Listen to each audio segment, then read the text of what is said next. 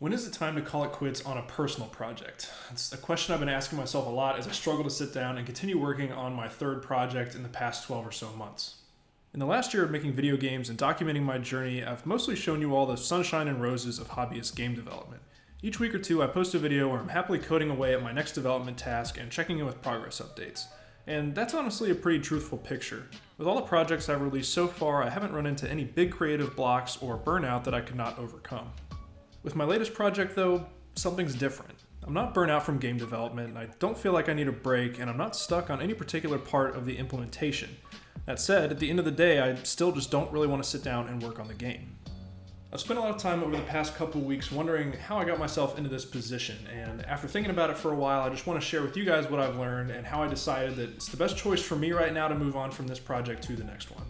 And to be clear, I definitely think that there's not a universal answer as to whether or not you should continue working on whatever current project you might be struggling with. Instead, my goal here is to provide you with kind of a list of thinking points so that if you are in my position, you can make a more thoughtful decision of how to move forward. Alright, I want to start out by talking about some challenges that I've personally faced with my projects that I have been able to overcome. My goal here is to inspire you to try and solve these problems if you stumble across them on your own journey. The first of these is just facing a tough implementation or technical challenge with your project. For me, most recently, this was starting development of a 3D game after only having worked on 2D games previously. I guess I never really felt particularly blocked by this challenge, but I definitely was intimidated by all the new tools and methods I would need to learn in order to start developing Polar. I overcame this problem largely just by trying to remove as much complexity as I could. Rather than create a complete 3D experience, I basically set out to create a 3D world with the control scheme of a 2D side-scroller. This allowed me to gain experience working with three-dimensional characters, stages, and collisions without overwhelming me with the challenges and freedom of 3D movement. I also overcame my worries about 3D modeling with Blender the same way I do with any new skill I try to pick up: constant practice. I worked with Blender daily, creating simple shapes and animations until I worked up to creating my first goofy 3D character. So if you find yourself faced with a particularly difficult technical problem like this, certainly every problem is different, but I would encourage you to try and break that problem down into more manageable pieces and definitely practice the basics before you try and bring your full idea to life. The next challenge I often face is creative blocks. For me, that often means having a basic idea that I've been able to build out without knowing exactly how to take that idea across the finish line and make it something that really stands out and is worth experiencing. Unfortunately, I think solutions to this problem can be pretty complex and certainly specific to whatever type of project you're working on. With indie game development, I've been able to overcome this on almost every occasion by sharing my work and gathering feedback. I am super fortunate to have you guys who are interested in my videos and my projects and supply me with so much great and valuable feedback with every update that I post. But even before I had a following on YouTube, I posted ideas to forums like Reddit and just had friends and family try my games and apps to give me new ideas. Overall, my personal experience and advice here is not to box yourself in when you find yourself in a creative rut. Reach out to other people and just try to gain inspiration from the way that they interact with whatever you're trying to create. The last big challenge that a lot of folks face with personal projects is burnout. I feel kind of lucky to say that this is not something I usually have to contend with, but I honestly think that's a product of how intentionally I spend my free time. I say over and over again on this channel that I've never been willing to give up my other passions and hobbies in life to make extra time for game development.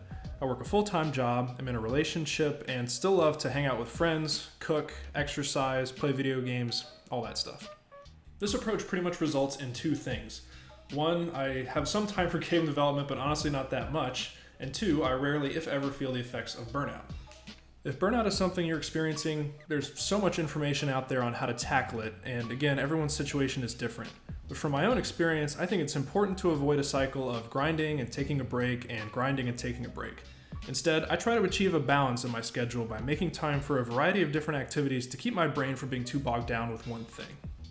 So, those are all problems that I've been able to work through and find solutions to, but there are some that I have not been able to work through, and those are the ones that have caused me to suspend development on Polar.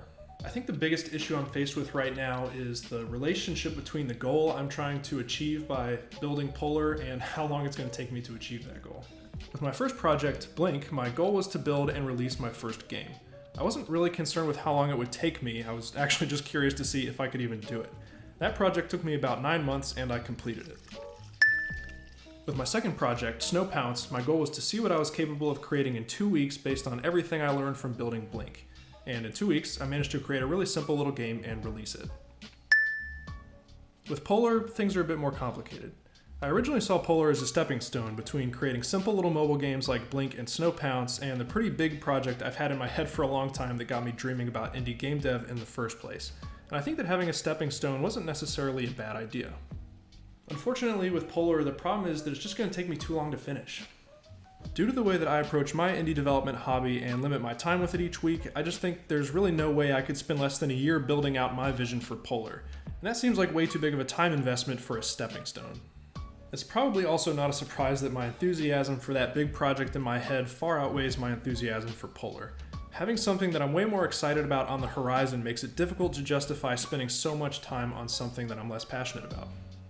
These are things that as a hobbyist I just can't resolve. I can't make myself more passionate about this project or justify spending the amount of time I think it would take to make this really an experience worth having.